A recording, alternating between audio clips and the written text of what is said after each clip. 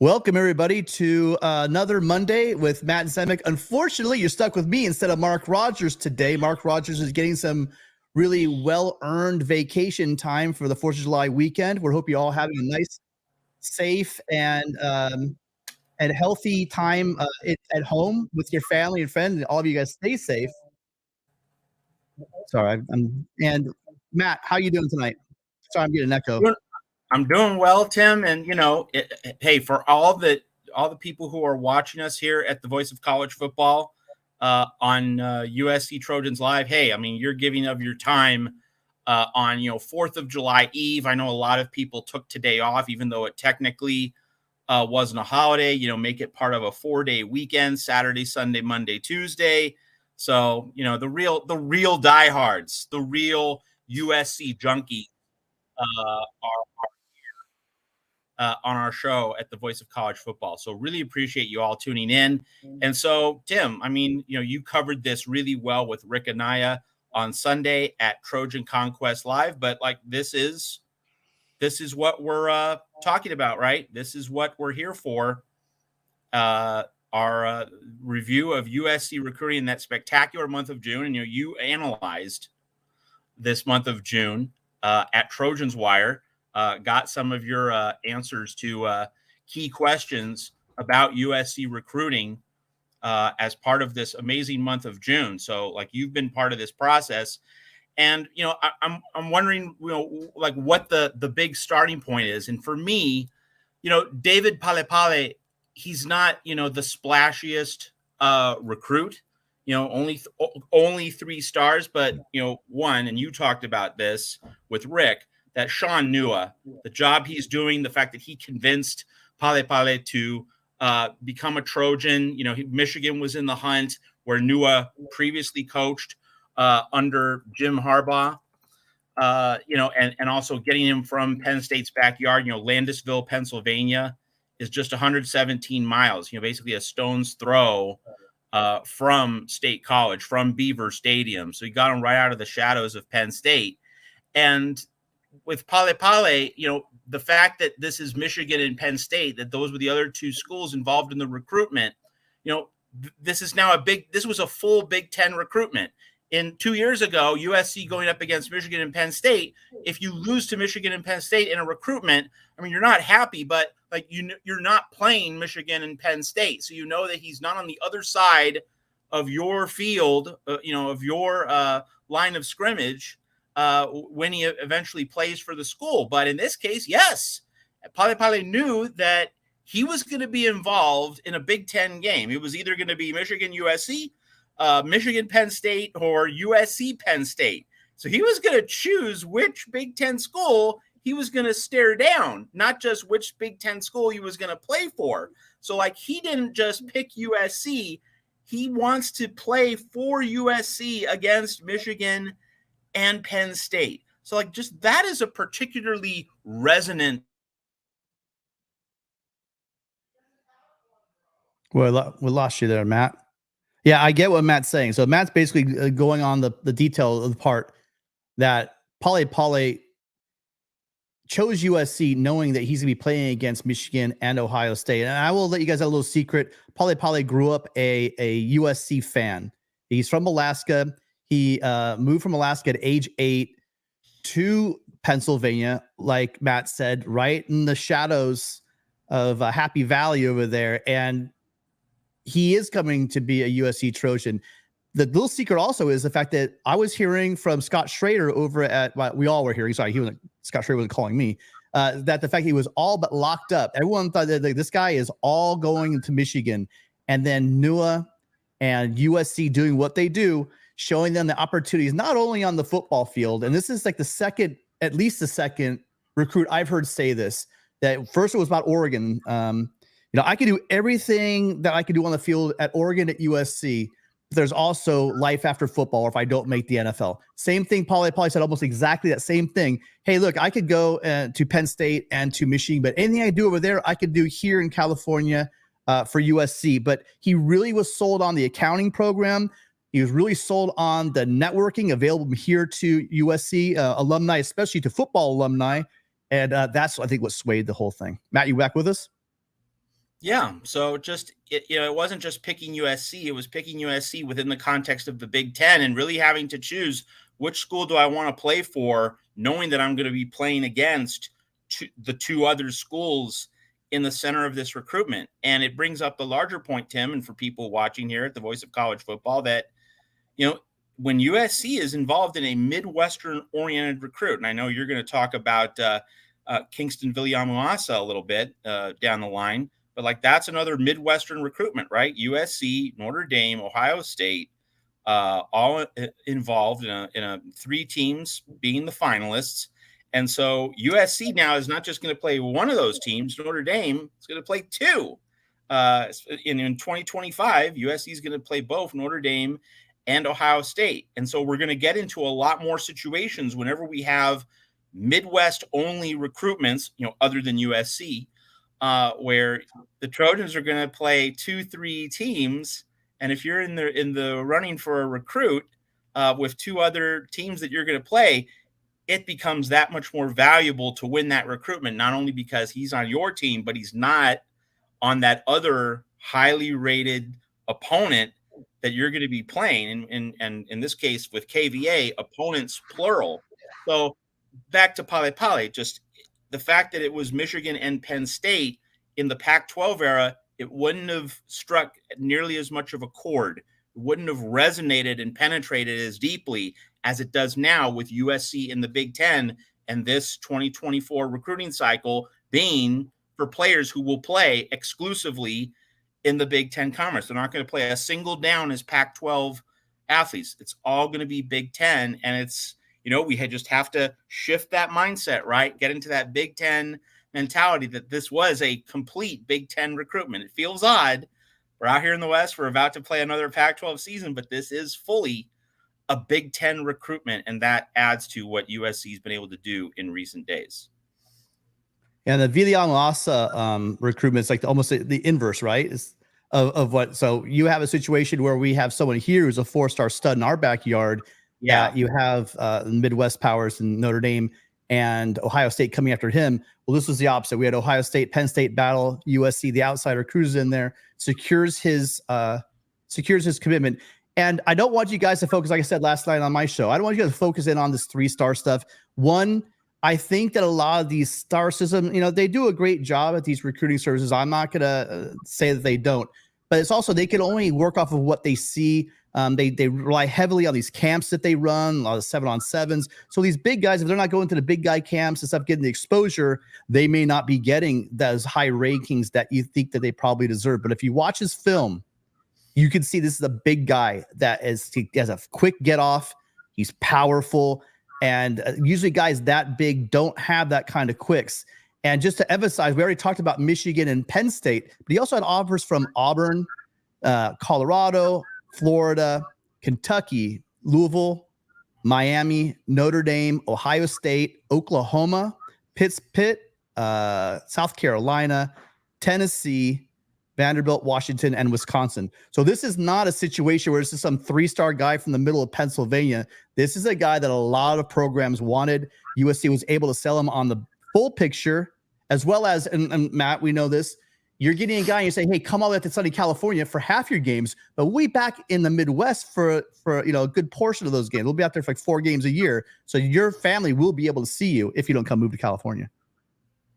And you've really hit on something important, and I keep going back to this, that in the Pac-12, players would not have a whole lot of exposure, and if they were located in other regions of the country, such as Landisville, Pennsylvania, such as Georgia, where USC's gotten Cameron Fountain, and where in Florida, where USC's gotten Jarvis Boatwright, and also Jason Zandamela, Connecticut, Elijah Newby.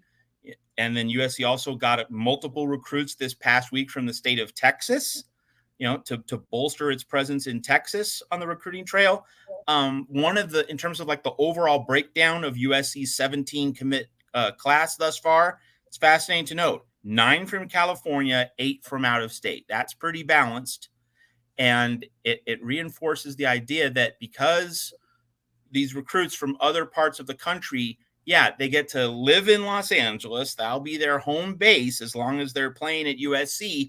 But yet, yeah, they're going to go to central time zone locations. They're going to go to Eastern time zone locations to play a chunk of their games each season. Also, the road game at Notre Dame.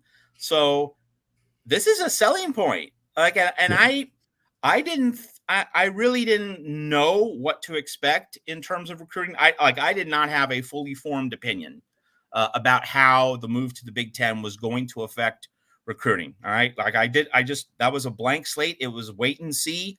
I didn't spend nights, staying up until 1 a.m. trying to think about this, trying to align the Rubik's Cube, if you will. But it's become pretty apparent that being in the Big Ten, and you could also say for the pessimists, no longer being in the Pac-12, whichever way you want to spin it, it is a selling point. It is an attractive component of playing for USC now because recruits are going to be able to live the LA life a little bit, but they're still going to travel the country. So like the idea of travel doesn't seem like a deterrent at all. It means they're going to go to lots of locations. It means that if they are based in a central time zone state or locality, that those games they're playing in the Big Ten, like if you're a Texas-based recruit, when you make the road trip to Nebraska, your family has a better chance of seeing you play. Family has a better chance of making the commute to see you play. You know, for Elijah Newby in Connecticut, the road trips to Rutgers and Maryland and also Penn State are going to be opportunities to see their son play. So I didn't know this. I didn't expect this. Again, I didn't really have a strong verdict going in, but it really seems as though the Big Ten is offering more options and more possibilities for USC athletes across the country. That's why Lincoln Riley and his staff have been able to go into so many different states and so many different corners of the country. You know, New England, Georgia, Florida, Oregon, Colorado, Texas. Like it is very regionally balanced. And now Pale finally gives USC a recruit, from what can reasonably be called the Midwest, central Eastern Pennsylvania. You could call it the Northeast since it's near Philly, but it's from a state that's been in the Big Ten for 30 years. Penn State's been in the Big Ten that long. So the Big Ten really does seem to be a selling point. That is a significant storyline attached to this USC recruiting class. And clearly it is a place where the Big Ten is, Pennsylvania is recruiting grounds even before Penn State came into the Big Ten. That is, you can say it's on the board, like you said, but it's really, this is the footprint now of the Big Ten, and they did it. And to be more specific, you're right. So you had 6 from California, 3 from Texas, 2 from Florida, 2 from Georgia, 1 from Colorado, 1 from Connecticut, 1 from Oregon, and 1 from Pennsylvania. This is what you see, and this is what you saw under Pete Carroll when they were recruiting. They were grabbing the best from California, but then they're going all the way around to fill in and grab the guys that they wanted. And Pete Carroll and his crew weren't looking at, how many stars they have. Now, these guys are doing their own evaluations. And when you see the film on this guy, you know why all the teams I just named wanted him, and they got him. And when you're not sticking, we had these earlier when you had under Clay Helton, you would have these great top 12, top 6 even recruiting classes, but be heavily quarterback, safety, cornerback, and a bunch of wide receivers. And so the star rating system was great, and they were way up there in the top 10. But the problem was it was heavily on the offense and not in the trenches. Well, there's been a big break here in this where you're seeing these quality linemen. And I think that, Pale is going to be another guy where we're going to see USC getting ready for the Big 12 and get ready to smash mouth at the, because games are won. We all know it's football 101. You win games on a line of scrimmage. And these are the kind of pickups you're going to need in order to win games against Michigan, against Penn State, against Iowa, and when it's nice and cold in Kinnick. These are the guys you're going to rely on. They're able to pin their ears back and go get after that quarterback and cause havoc in the backfield. And this group they have right now, this is go over really quick before I start naming the individual names. 4 receivers, one of those is a tight end. So really 3 receivers, 1 tight end, 4 offensive linemen, 2 defensive tackles, 1 linebacker, 5 defensive backs, and they say special teams, but really that's our running back Jackson. So it's a great spread, not only geographically, but also roster-wise. We're not falling. And the fact that we do have those 5 guys in the secondary, we'll talk about Xavier and Brown a little bit later. Xavier Brown came out and said that he's going to be announcing where he's going to go, I believe, on the 9th. So it's just about, less than a week away. We'll be here where Xavier Brown's going, but I've also heard he's probably a very strong USC lean as well. So we have a super chat, Eddie Chase. Championships are won. Thank you, by the way, Eddie. Thank you so much for the super chat. Championships are won in the trenches. Sounds familiar. USC needs great O-line and D-line. Focus on defensive tackle. That's how SC got so dominant as conference since mid 2000s. So yeah, I mean, I agree with you. That's what the SEC is doing. They look no further than Georgia, right? And the fact that they just stack that defensive line, Matt, and they just go after guy after guy after guy. And football is a game of attrition. And if you're getting banged up on the line, guys are going down. Well, if you could bring in another kid who's a 5-star or another guy that is going to be an NFL caliber player, that's how you win championships, and that's how you dominate the big stage. And to build on that, which is entirely correct, D-line in particular, when I've never really come out and said this directly. So if USC fans are wondering about it, I'm going to say it now.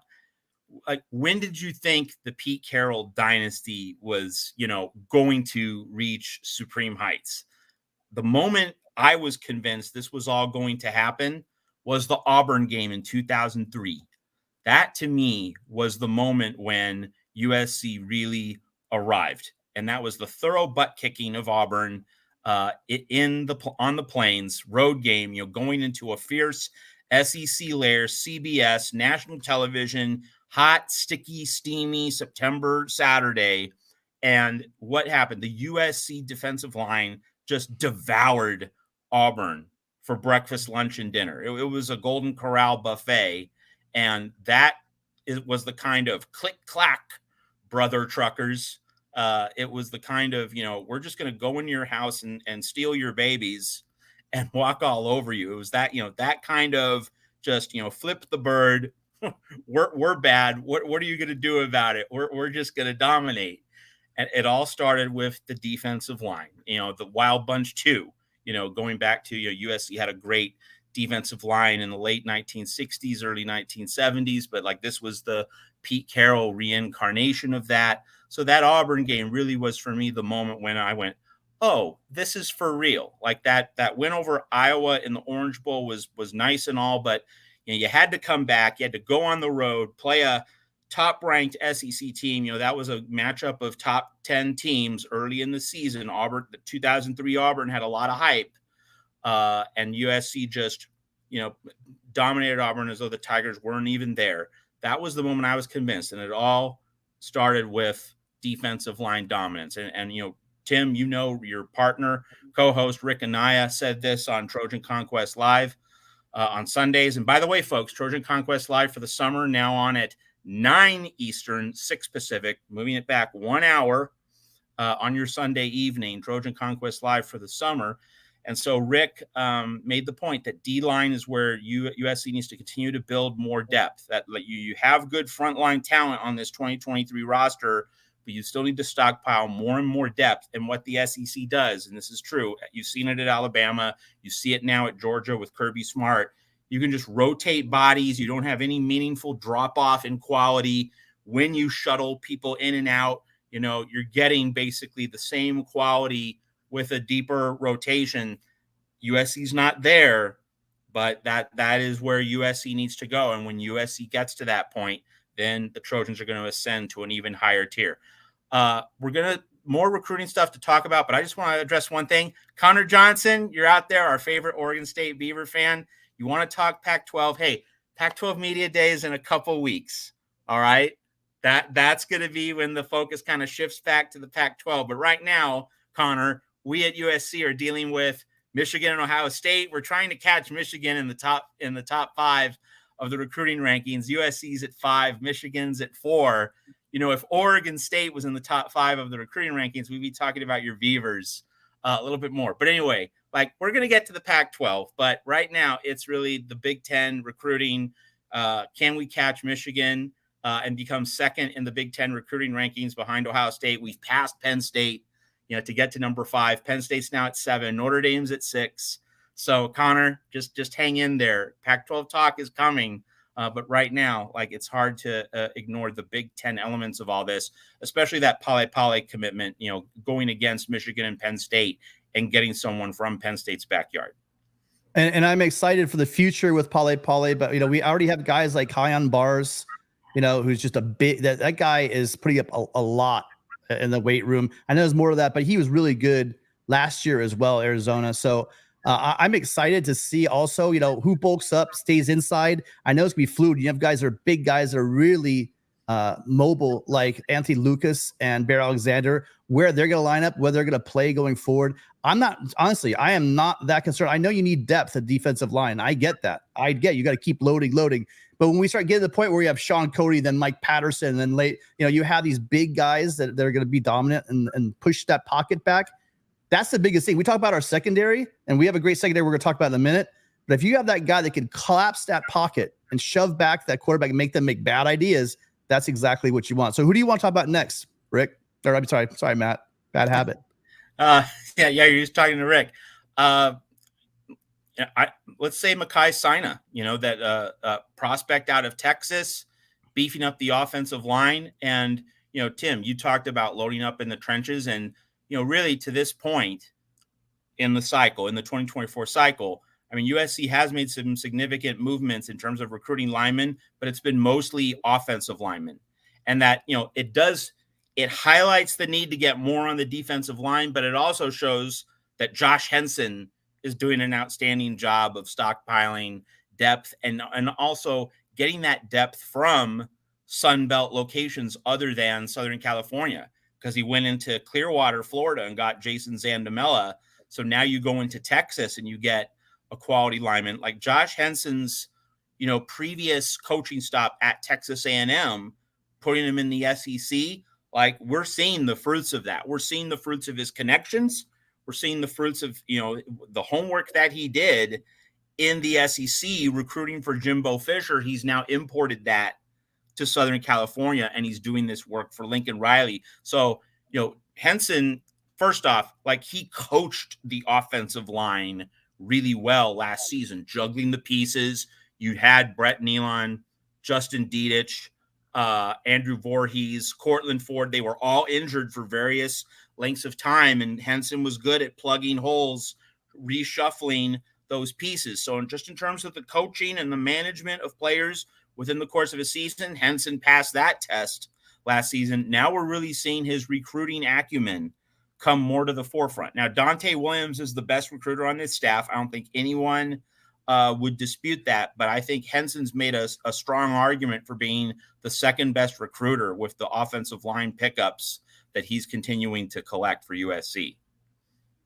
Yeah, Mekhi Sina, if you guys, this is another person that you're going to see there. It seems like there's a real focus, not on just big and athletic guys, but playing with a purpose, or shall I say it, playing with a little bit of edge or even violence in your game. If you watch this guy's huddle tape, the guy's amazing. This guy's pancaking left, right, and center, and he finishes. He just has a motor. He's finishing all of his blocks. He's knocking guys back. This is the kind of guy who's going to get those tough yards for you. We finished up. You just talked about Henson and what he's doing with the offensive line. Last year was a great haul with Elijah Page, Michael Banuelos, Noah Raymond, Talatele, right? All those guys. But they're picking it up again. They're doing the same thing in 2024 with their offensive linemen. There is not only that, Matt, now they're starting to get the numbers everyone likes to see, right? We're starting to get the 4 stars. But again, when it comes to offensive linemen, if there's one position where I think guys get underrated or misrepresented, it's definitely the offensive line. Through the years when I've watched people rate these offensive linemen, out of the blue, you always see these guys, they're ranked 3 stars or lower, that they're the ones that go off to the NFL. I think it's a very difficult position because these kids are going to continue to grow. But I know a lot of these are looking at the frames. Last year we were all excited about the fact that we got a guy like Tobias Raymond. Well, I think he was a lower rated guy because he was a bit smaller and he's got to build into his frame. If you watch his technique and if you watch his ability he will be to put that size on. He's already doing it. A guy like Mekhi, this guy already has that power and size, and he's athletic, but he has that edge to him. And that's the one thing I like the most about him. When you watch him block, he grabs guys, he finishes blocks, he's shoving them 5, 6, 7 yards down the field. So I can't wait to see what he could do after about maybe a year getting bolted a little bit more in our system, I think he's going to be ready to go as soon as we get into like 25. I think we're going to see him as a mainstay. I can't wait. I joked about this on my Twitter account. I'm really looking forward to watching Sina and Banuelos on the same offensive line, because, man, those guys, dude, unleash the hounds. These guys, they're going to put fear into the front sevens of the Big Ten. I can't wait to see it done. Yeah, I mean, I think that USC, what it's doing on the offensive line, like the USC offensive line, you go into like a Kinnick Stadium against Iowa, you go into Camp Randall against Luke Fickell and Wisconsin, like you're going to have some nasty defensive assignments as an offensive lineman. USC is certainly collecting the offensive line pickups to suggest that that offensive line in 2024, 2025, 2026 is going to be able to physically stand up to those rugged Big Ten defensive lines that are going to be thrown the Trojans' way. So, entering the Big Ten, can you muscle up in the trenches? Can you win a slog and a fist fight if it comes to that? USC's not going to have Caleb Williams. We all hope that Malachi Nelson or Miller Moss are going to be the real meal deal. But if not, you're going to have to win a 17-14 grinder, kind of like what USC did against Connor Johnson's Beavers in Corvallis last year. You're going to have to win some back alley brawls. USC's getting the offensive linemen needed to do that. Now we just need to see that on the defensive line in recruitment. And the offensive linemen they've got so far, like, so this is the third. How many O-linemen? I think it's the third O-lineman. But the other guys, you got to remember, guys that the Zanamela and this is fourth. Zanamela and ITT. Zanamel and ITT, both those guys are very raw. Both those guys are not brand new, but they just started playing football. I mean, in the case of Zanamela, he was a rugby player, right, from Mozambique. And then I believe ITT's from the Congo, Republic of Congo, I think. So these guys are raw, but they have the physical skills. This guy's saying that this guy he's not polished. Obviously, realistically, no high school offensive lineman is polished. Give him a year with Henson. Henson's shown us he's a quality, proven offensive line coach. I'm really excited about him turning them around. They're kind of, I wouldn't call them projects, but they're going to take some time to get some technique down. But saying, I honestly think the way he plays his game with his strength and the way he plays the game, he's going to plug in pretty quick. Within a second year, I think he'll be starting. Absolutely. Hey, one of our best viewers here at the Voice of College Football is Gerardo Zalada. Gerardo, one of our, always ask interesting questions. Any idea what percentage of NFL Pro Bowlers were 3, 4, or 5 stars in high school? Gerardo, great question. I don't know. I don't crunch recruiting numbers and histories closely enough to be able to put those two pieces together. In terms of like helping you out with a reference, I would ask like Shotgun Spratling or Chris Trevino, two of the really great USC beat writers and reporters at 247 Sports who, have first-rate analysis of the team. Also, Gerard Martinez, GMart Live on Twitter, could also consult him. Maybe also Brandon Huffman, the West Coast recruiting expert. So those guys might be able to give you the answer to your question. I don't have an answer, but, the thing to remember, Gerardo, just in terms of USC's perspective and really any program's perspective, is that in recruiting, I don't fixate on the star rankings all that much. And what matters to me is accumulating depth, right? You get a lot of players that you think are going to meet your needs. And so that if several recruits don't hit, well, but if you recruit depth, that means you're still getting several players who check the box, several players who, give you what you need. So it's so much about a numbers game and just getting enough depth into the program so that if you swing and miss on a few, but if you bat 5 for 8, if you go 5 for 8, that's 63%. Like you're still getting more quality players in than the number of busts. And USC is generating that kind of depth with 4 offensive linemen in this class and still plenty of time to go in this cycle. But it's really at defensive line where the depth isn't quite there. That's something that Tim and Rick have both mentioned at Trojan Conquest Live. That's really the area where USC's 2024 class needs to collect some more pieces before the cycle ends. That's what I'd say, Gerardo. And speaking of star ratings, everything. So we're talking about signing again, and I talked about the poly. Don't be fixated. Two things I usually look at is where are they within the 250, in that 250 range, because I think it becomes very subjective. It becomes also position need based. I don't know exactly how they decide a left tackle is better than a cornerback anyway. Do you know what I mean? It's kind of weird how they set up their 5 stars and what the priorities are as far as, and also they don't know what your team needs, right? You can go out and get like a 5-star cornerback, or let's say you're Ohio State, you get another 5-star wide receiver. Whereas you probably need some 5-star defensive tackles, right? That's what you really need. So getting like a 4-star or a 3-star defensive tackle or a top 150 defensive tackle is probably more important than adding an additional 5-star wide receiver. So it's not just the numbers, it's also what you need, as far as your talent and what you get from your roster. But what I was talking about the numbers, I would just add that, Josh Henson, I briefly alluded to this earlier. He was mixing pieces on the offensive line. And when one guy goes down, as in USC had several guys on the offensive line missing games with injuries last season, guys had to reshuffle positions. So the idea that, you are a tackle, you are a guard, you are a center, well, that can change. And in many ways, positional versatility is huge. It's obviously become big in basketball, positionless basketball, being able to guard all 5 spots on the floor, have interchangeable roles. Well, really on the offensive line, it's almost as important. It's almost as central. I mean, do you want that lockdown left tackle to get the quarterback's blind side? Of course you do. But having guys who are coachable and agile enough to switch positions, to fill different roles as needed when other guys get hurt, that is gold. That is absolutely vital for offensive linemen. So the idea that like you are a specifically rated guard, you don't want to put too much stock in that, because what if you shift over to a tackle position or center and you're just as good, if not better? And like that's value beyond what a star rating can ever fully capture.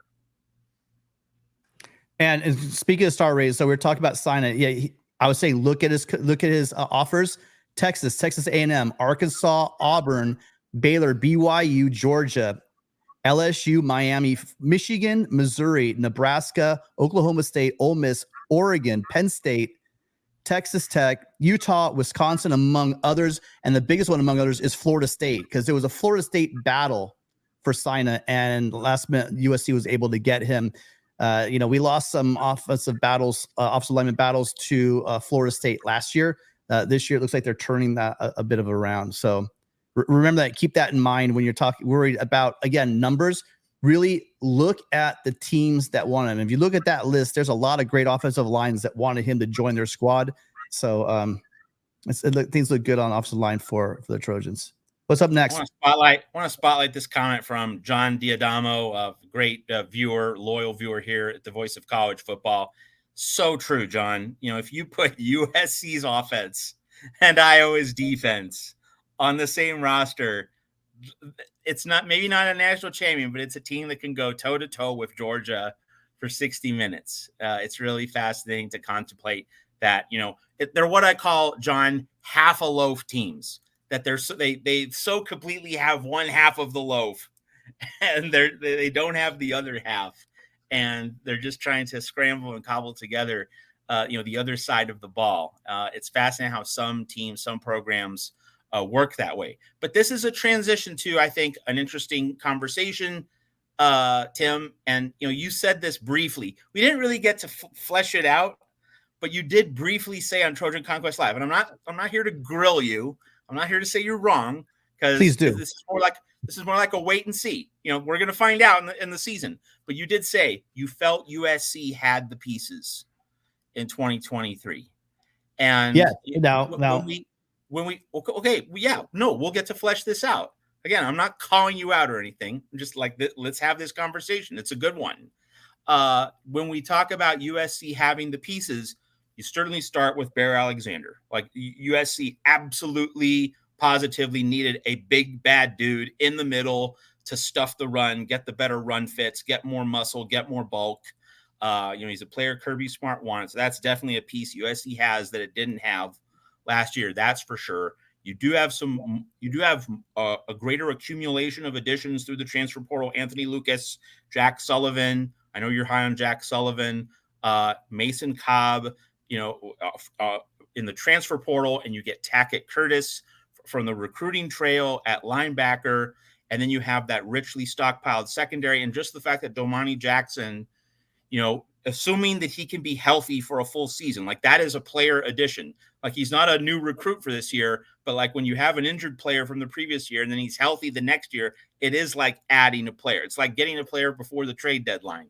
You are basically adding a player. So USC does have several added pieces, but I guess the conversation, Tim, in terms of USC having enough pieces, it really gets to depth. And I think, what is the requisite amount or degree of depth, where you say, all right, I think this side of the ball has enough to do what it needs to do.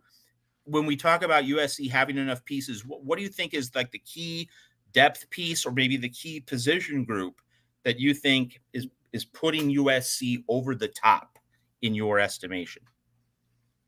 Well, that's why I'm so high on this defense. And believe me, like a whipped puppy, I am reticent to go, yes, natty baby, we're going. That is not my message to you guys. My message to you is this: the key is going to be the chemistry.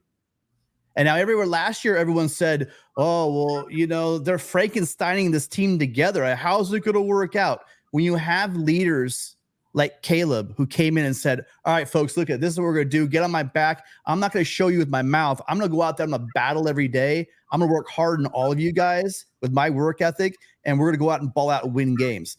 That's how it's done. We got one of those guys in Mason Cobb. You got a veteran guy coming over from Oklahoma State. Guy was a tackle machine. And where we really struggled, partially because of depth, partially because of injury. And those things, you guys, go hand in hand. Football is an attrition sport. And what you don't realize is when you're not putting teams away early, like a lot of the SEC schools do, playing a lighter schedule, some other places, not just SEC, but around the country, they put teams away. USC is not even putting teams like Arizona away, and that was a problem. So these guys are getting too many reps and getting hurt, and there wasn't the depth there that there should be. Speaking of hurt and coming back, you brought up Domani Jackson coming back from injury, but a lot of people might have forgotten the name of Zion Branch, who's the brother. Everyone's hearing about the fact his brother is going to come. Zach's going to come in and be this offensive bout. Zion Branch was a heavily recruited a safety out of Bishop Gorman the year before that, who got injured, was hurt all last year, is now coming back. This is a high 4-star, almost a 5-star. This guy is a very talented guy in the secondary. So we're getting the influx of guys in from the transfer portal, but we're also getting a lot of guys coming back. Well, a couple of guys, high quality players coming back from injury. Which Romello Height being another one of them. What's that? Romello Height being another one. I was going to say Romello Height. He's one of the fastest guys. That tripped me out. The top speed. He was one of the fastest guys on the team. If you ask me to if you had asked me to narrow it down to one position, we got to see Rajon Davis at the end last year as well. So now we have a proven commodity in Mason Cobb. Then we have Rajon Davis, who's been trying to. I have no idea. I have no connection to the coaching staff. They don't tell me anything. But I have been shocked that this kid hasn't been on the field. Those of you who don't know him, highly coveted linebacker from right here in a modern day high school. That just for some reason seems like whenever they put him in, he does very well. But whatever reason, Matt, he's not getting playing time. And the best part about quality depth is you have that competition. So I talked about the fact that you're going to get less reps, so that cuts down on injury, right? You also have the fact that you're stacking all these guys. Man, that Mike linebacker position, that is an insane position now. We went from having a couple of guys, they even moved. I don't think Gentry is naturally a middle inside linebacker, right? He's not a middle linebacker. He's not inside linebacker. He's probably better at a will on the outside, maybe even rushing. Yes, but they had him there because they were very light at that position. The linebacker room, from the additions that they did through the transfer portal, as well as bringing in Tackett Curtis, who's the phenom from Manny, Louisiana, that linebacker room has gotten insanely deep. Also, Shane Lee was hurt last year. A lot of people, Shane Lee can't tackle. Well, you try tackling with a broken hand or wrist, really, or whatever he was doing, right? He was known as a sure tackler. His issue was maybe his lateral speed, but the guy's a sure tackler. Well, he had a busted arm. They had to play him because they had no depth. Sound familiar? And that caused problems down the season. So that's your linebacker room. Your defensive line room, look at who they brought in. They brought in, like you said, you got two guys, Anthony Lucas and Bear Alexander from the SEC. Both guys are highly talented. Bear Alexander was a 4-star, but guys from Georgia that I trust, they were saying, he possibly was one of the better defensive linemen. And you say that about a guy that's playing on Kirby Smart defensive line, on a national championship defensive line, and you're a true freshman, and one of the starters goes down to injury, and who they stick in there? They stick you in there. That says a lot about your ability. So Bear Alexander, Anthony Lucas, absolute studs. They brought in Kion Barge. I told you guys, I really think he's having a great season. Man, he's going to be a human pile mover. That guy's going to be amazing. Jack Sullivan, like you said, from Purdue. Why am I so excited? This defense does not have to be a top 5 defense. They need to be a top 10, top 20 defense. With the offense I think we're going to have, you just need to be a top 30 defense. Look at LSU with all their passing attack and all their offense. You don't need to have 2019, right? We consider that one of the best teams of all time. What was their defense like? So you don't need to have a Georgia defense, in order to win a national championship. If you have a very special quarterback, check, and a prolific offense. And by the way, if you have a secondary. Yeah. No, if you have a 2020 Alabama offense, that offense averaged 48.5 points per game. Yeah, you don't need a special defense. You just need a reasonably good defense to win. And I think we turn that corner. Matt, I think we turn that corner. All right. So, Tim, in terms of just fleshing out this conversation a little more, in terms of having enough pieces, let's kind of slightly shift this in terms of talking about the key pieces, the central pieces. So if USC has enough pieces, having enough pieces involves, in part, indispensable pieces, the pieces that you can't afford to lose or you can't afford to have out for injury too much. So which 3 or 4 players do you think are the absolute central pieces to this defense? Because if a centerpiece gets taken away, that really shrinks the margin for error. So which 3 or 4 players in your mind do you think USC has to have healthy on the field throughout the whole season, or at least as much of it as humanly possible? Well, I just talked about how great. Yeah, go ahead. Yeah, I mean, that's what makes the defense. I'll say on the offensive side, right? I mean, that's easy. In order, you don't lose Caleb, you don't lose Justin Dedich. We got enough pieces, we can move stuff around. So offense, we're good. But you lose Dedich, or you lose Caleb, then you get into a big world of hurt. On the defensive side, I think there's a lot of complementary players. Like, for instance, I am super huge on Cobb. And as much as I've seen Rajon Davis, and I think Rajon Davis is amazing, and he's played well in spot play, that's a really important position. I'm not saying he can't do it, and I think he will, but the amount of time we've seen him, he's not a proven player like we've seen with Mason Cobb. Mason Cobb stays healthy. I'm feeling really good. And don't get me wrong, I think that Rajon Davis, I just told you what I've seen of him. I think he's amazing. But I just think from a leadership position, I don't know. Again, I don't have inside information on this, but I just see him taking a very important role in that defense. Usually your Mike linebacker is your quarterback of your defense. I think he'll get the significant amount of snaps during a fall camp and during first, in running with the first teams. That's why I think he's important. So yes, losing him 2, 3 games, 4 games into the season might be a substantial hurt. I think it's going to be important to keep Bear Alexander, because I am buying the hype. I think he will be a difference maker up front. So keeping Bear healthy, I think he is going to be a difference maker up front. And on the back level, you have to, just for leadership purposes, and the fact that, it's an easy, low-hanging fruit for me. Kalen Bullock is an All-American, preseason All-American safety. Not just what he does on the field, not just 5 or 6 interceptions that we know he's going to get minimum, probably, right? It's just how he is the captain, how he's the veteran of that defense. And I'm sure these guys, not exactly young kids, but some of these guys we could talk about coming off of injury, Domani Jackson, and Romello Height. I'm saying more the secondary. On the secondary, yeah. So they may look to him as the state rock, and I have seen it, on the field. So I do think that having him back there, knowing he's back there, really does. If you're a corner, you know sure. he's back there patrolling center field. It gives you a little bit of a boost, but again, also just that leadership. I think he definitely has a leadership on that secondary. Yeah, I agree with you. Those are great calls. I think that Cobb, Bear, Alexander, Kalen Bullock, and I would add Domani Jackson. I would say those 4 players, USC needs them on the field at all times as much as possible. And I think if you have those nerve center players healthy the whole season, then like that defense has a chance. I'm not going to say that defense will be good because, you have 7 other, that's 4 players. You have 7 other spots on the field.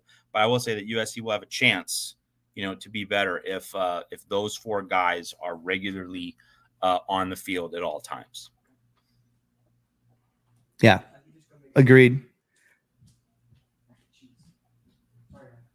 So are we moving to any other position groups, or did you want to just go back to the recruits? You know what? I think there's a Pac-12 angle we can talk about to finish this off, because usually Sure. when I talk with Mark, we do branch out to things beyond just USC and just recruiting. And so there's the story breaking earlier on Monday evening as we record this show here at the Voice of College Football about how, so San Diego State said on Friday, we're staying in the Mountain West. Like that was the news on Friday. San Diego State didn't make any kind of announcement. Oh, we're bolting, we're a free agent. Pac-12, please pick us up when you finalize your media rights deal by July 21st. So like everybody was thinking, okay, San Diego State's made its decision to stay in the Mountain West. But what do we have now? The Mountain West is saying, oh, your letter from June 13th said you were leaving. We don't accept your decision to stay in the conference. What an absolute mess that is. But while we're all laughing at it, while we're all chuckling at the comedy of it, this clown car show, it does bring up a point. If you're San Diego State and you think you've made the decision to stay in the Mountain West, but the Mountain West is still insisting on that $16.5 million exit fee because it thinks you have essentially stated your intention to leave, okay, what do you do now? All right. And over the weekend, John Canzano, the reporter from Oregon, at his Substack, he talked to Pac-12 insiders about, what's next for all of this with San Diego State and the Pac-12. And he reiterated that Pac-12 officials, the sources he has inside the conference, like none of them are sweating. None of them are anxious. None of them are worried about anything. And Canzano finally gave me an answer which made sense. It was a convincing answer to the question, if the Pac-12 needs to get the media deal done by media day, July 21st, why couldn't it just get the media deal done by June 30th, right? Obvious question. What is it about the 3 weeks that the Pac-12 couldn't push it up to June 30, just get that deal done with San Diego State? I'd been looking for answers, trying to read, search, for a convincing explanation. Canzano finally provided it over the weekend. And that answer was Pac-12 is just going to wait. Pac-12 is just going to wait 1 year to make the invitation to San Diego State. So the Aztecs don't play in the Pac-12 until the 2025-2026 college sports cycle. So the 2025 college football season, they would play in the Mountain West for 2 more years, 2023, which, is right now, but 2024, it was thought that San Diego State would join the Pac-12 for the 2024 season, but the Pac-12 would just say, oh, we'll move it back 1 year to 2025. And so the reasoning, and again, this makes complete sense. Like this is something that just, okay, you look at it and you say, it's logical, it fits. And that is with the Comcast overpayment scandal, which caused, several $1 million in overpayments, per school, or rather several $1 million of budgets, projected budgets. They thought they had several $1 million more, but with the Comcast overpayment, they had to now project down their budgets. They had to lower their projected budget. So that's, like less income than they thought they were going to have. So the thought process is by having San Diego State wait 1 year, then when you do your media rights deal, and this would explain why the media rights piece is being held up, that Kliavkoff, the thought process is this isn't a fact, this isn't actually happening, but it could be what's happening, and it makes sense if it is happening as an explanation. The Pac-12 might very well have been spending these past few months saying, we need the extra inventory that San Diego State and also SMU would provide for our media rights deal, and particularly for our football package. But we can wait to bring San Diego State into the conference one more year. In 2024, it will just be the Pac-10 minus USC and UCLA, which will be off in the Big Ten that year. And so in the first year of the media rights deal, it will just be 10 schools splitting the revenue pie. So that way, each of those 10 schools gets a larger cut. And that reduces the blow. It softens the blow of the lowered projected revenue due to the Comcast overpayment mess. So that is just a natural, logical explanation for why the Pac-12, A, would make San Diego State wait a year, B, why the media rights piece has taken so long to figure out. Because that is a fine bit of juggling in terms of arranging all of this, to have 2024 with 10, and then to have 2025 and onward with 12 with San Diego State and SMU aboard in the conference. So to bring it all back, though, this isn't a fresh plot twist relating to that Monday night story with the Mountain West saying, no, we don't accept San Diego State staying. You need to pay the exit fee. San Diego State now, in my mind, could conceivably say, okay, Mountain West, you're still demanding the $17 million exit fee because you think we've left the conference, even though we've maintained our decision to stay. How about we do something Solomonic? How about we split the difference here? We'll leave the Mountain West, after June 30, but we're only going to pay $17 million. We're not going to pay $34 million, which, was supposedly the double exit fee it would have to pay. Maybe this is all being set up in terms of the political theater for San Diego State to just pay the 17 mil, not the 34 mil, and still go to the Pac-12. And so the media rights deal gets finalized just before July 21st, and then the invitation comes to San Diego State. I'm not predicting that, but that certainly seems like a legitimate end game. It certainly seems now like a legitimate possibility for that to happen, for San Diego State to leave after June 30, but not pay the $34 million, given this little dust up with the Mountain West.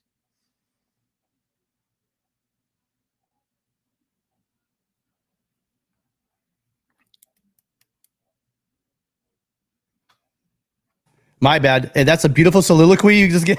I'm going to bring in. I could add nothing to that. I'm going to bring in. This is Tony's milieu, right? In the old days, you say Beetlejuice, Beetlejuice, Beetlejuice, right? And you show up. Well, if you say media rights, we always get Tony Altomare, our very special guest. Tony, thanks for stopping by. Matt just hit it at the end there. I saw you guys actually on, and I just want to make sure that you'd heard the latest from today. That. So the East Village Times, Paul Garrison from the East Village Times. While we wait for Tony to come on, it's fascinating to see the permutations of Can you all not hear this. Me? And Matt, you can't hear Tony? He's in. I cannot hear Tony. Yeah, Tony's in. Tony? Yep. Can you hear me? I can hear you now. Yeah. Okay. The East Village Times wrote a fantastic piece about this 2 weeks ago, where they really laid out basically exactly what is happening, with the idea that they believe that San Diego State and the Mountain West, whether in cahoots or whether not, basically sort of had an understanding that San Diego State was asking for the extension, the Mountain West couldn't give it. But by doing what they're doing, essentially San Diego State gets their extension, but the Mountain West doesn't have to give it to them. So the new thing is that they have until July 17th, when the Mountain West board meets again, for San Diego State to either beg to quote, come back, or just say, okay, yep, you were right. So they have another 2 weeks here. Which sounds like it's probably going to be all that they need. So I think it's going to give San Diego State what they want. It's going to give the Pac-12 what they want. I would expect, particularly based on how Mike Oresco handled the departures of the other two teams in the past week, that SMU probably has similar arrangements. Of course, the thing about SMU is that they are not subject to FOIA. So whatever agreements they have, they've been able to do privately. And Matt, so you're not picking up anything Tony's saying? Is that correct? Because everyone's hearing him except you. That's odd. Wild. Okay. I wish I could I wish I could repeat what Tony just said, but again, I will tell everybody in this audience right now. Tony knows this.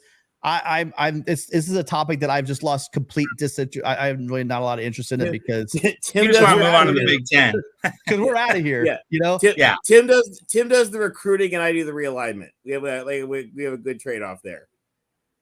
But gosh, Tony, I wish I could relay to him what you just said. Okay. Well, I will pass off back to you guys. Sorry, I provide a Cliff's Notes. Sure you have Tim, heads up. I literally okay. All right. Thanks you, Tony. I'm sorry about the audio issues. Appreciate you stopping by, but everyone in the audience did hear it. So okay. But we always bring you Tony because Tony definitely has the latest on all the information. So right on, guys. Thanks, Tony. Well, that was the first. That was really weird. Usually we have issues with phone lines and whatever, but I didn't know that you could hear. I've never had a situation where like one panelist could hear someone and the other panelist couldn't. That is crazy. Yeah, but if I get the gist of the conversation, it seems like that they were right. You said they were given the extension, correct? I remember I saw a little bit of Chris, who is we're like a little chat. Chris, Tony, and Rick and I were all in a little chat, and basically he would say that San Diego State got the extension from the Mountain West. Were you familiar with that? No. Did that break later on Monday evening? I think it just broke because he sent the message to us. It just broke. Oh, okay. Yeah, wow. just came out. So wow. That really, I believe that was the gist of what he was saying. That's huge. That's huge. Thanks, Tony. And again, I couldn't hear you. I wish I could. But anyway, thanks for coming on to relay that. No, they didn't get the extension. That's massive. Oh, okay. No. Well, hold on. I was just reading your Discord. Okay, so no, they effectively got. Okay, so I think I heard right. They effectively got it, but they didn't technically get it. I saw I heard for he broke it.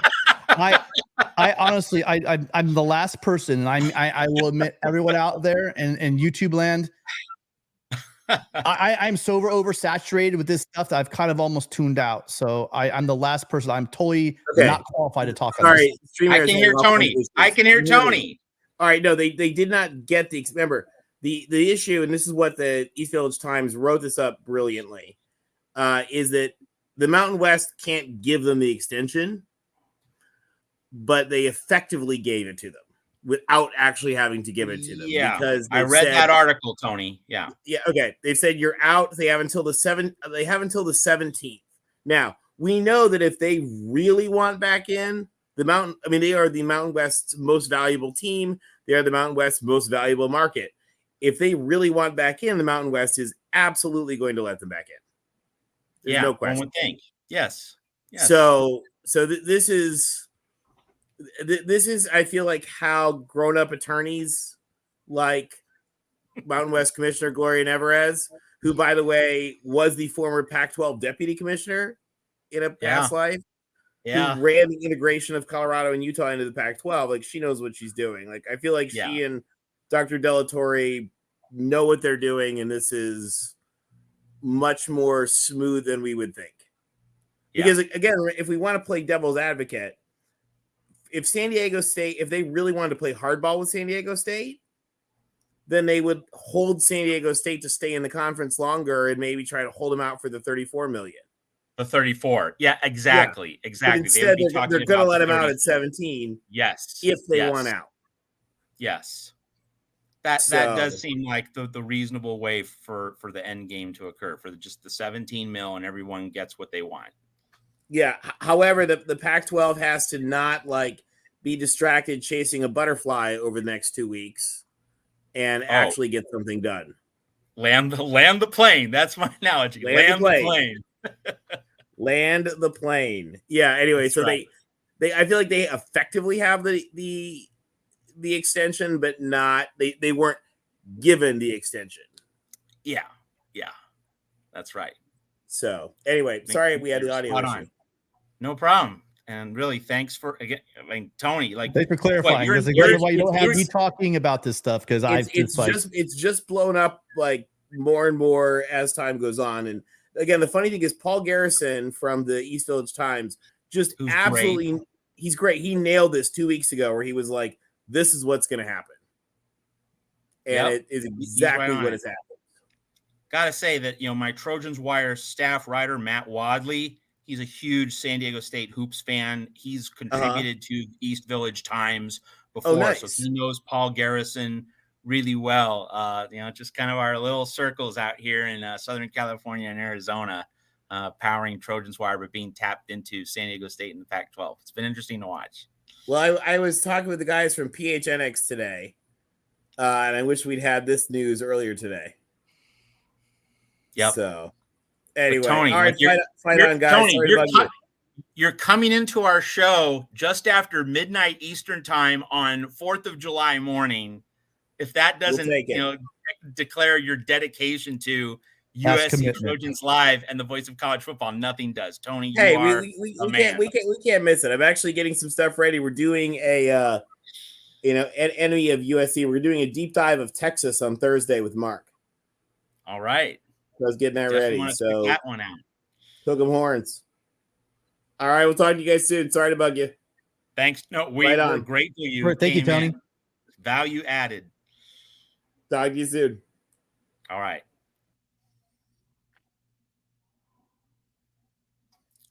All right, Tim. Well, hey, you've been feeling sick for the better part of the past 7-10 days. You're pinch hitting, filling in admirably. Let's get you some rest and also some honey lemon ginger tea or whatever it is you need to drink to rest those pipes. Another beer will do it. If I just have one or two more beers, the doctor told me a couple of beers and I'll be fine. Before we go though, so all you guys worried about a defensive line situation, and I'm not saying we're getting these guys, right? I think why we're not seeing more defensive linemen is I think USD is on the line trying to hook in two biggies. And if they get either one of these guys, I'm gonna be really happy. But they're holding out for Aiden Breland, which I know we're kind of behind the 8 ball on. And then you also have you actually have Jericho Johnson as well up north here in California. And then the biggie is Edric Houston. So there are 3 big gigantic fish. I think they are going to pull in a couple more. I just wanted to circle back to that because there were some people that were concerned. I keep seeing it in the chat all the time about defensive line. You just have to learn one thing. In the past year and a half that we've had this coaching staff, here's what you need to take a deep breath. They're going to figure it out. Until they can show us that they can't figure out a roster issue, and they've had lots of roster issues, they've been able to figure it out. They are going to land, I believe, one of those 3, and you will see some other recruits. There are people dying, chomping the bit probably to be on that USC defensive line. So let's hope one of those 3, if not multiple, will do it. Also in recruiting news, 2 more little things. Xavier Brown announced that he is going to be he's going to make his announcement later next week. And I just checked out. It is the 9th. So, and then the 23rd, those of you guys, I think is going to be the crown jewel of this class. If they can tie the whole thing together. We got some great defensive guys, but Kingston Villamaasa, he's going to make his announcement on July 23rd. So those are both Sundays. So they're going to be right before Trojan Conquest Live. There we go. We asked them actually. They might actually. I think they're going to announce on our show. No, they're not. No, they're not. But whatever. But anyway, just want to let you guys know those 2 little things before we go. Yep. Final 2 things. 1, Mark Rogers and I, we've recorded 8 bonus segments going really deep on specific topics that are fun, have a historical element, extra dimensions. You're really going to love them if you join as a member of the Voice of College Football at the USC channel, the medium or higher tiers. You get full access to those bonus segments. So please consider a USC membership at the Voice of College Football for those bonus segments. And also at Trojans Wire full coverage of Big Ten recruiting rankings and also USC's position in the class of 2024 recruiting rankings, plus some really interesting pieces on the future of college football in the 12-team playoff era, which begins next year, and how the sport is crying out for reforms which could instantly and substantially revolutionize the sport. Some really good thought pieces for summer before August camp. 1 month till August camp. We're almost there, but some really fun big picture pieces at Trojans Wire. You're going to enjoy what you see. We've published about 40 stories over the past 3 days to give you a lot of content for your 4th of July. So tuck in at Trojans Wire. Yep. So I think that's to do it, right, Matt? So you guys, thanks again. We know you have lots of options. It is a holiday weekend. You guys, please remember, stay safe. Remember what this holiday is about. We are celebrating this great country we all get to grow up and live in. Make sure you thank a veteran for the fact that we are here and for their service. Remember the people is special during the 4th of July, but most importantly, remember to be safe and responsible to the people around you. Keep your pets safe. And keep your pets safe, and have a great 4th of July. We will see you back here again at 6 p.m. Pacific, 9 Eastern for Trojan Conquest Live. And then, as always, Mark will be back next Monday, 8 o'clock Pacific, 11 o'clock Eastern. Thank you all for being here, and a big fight on.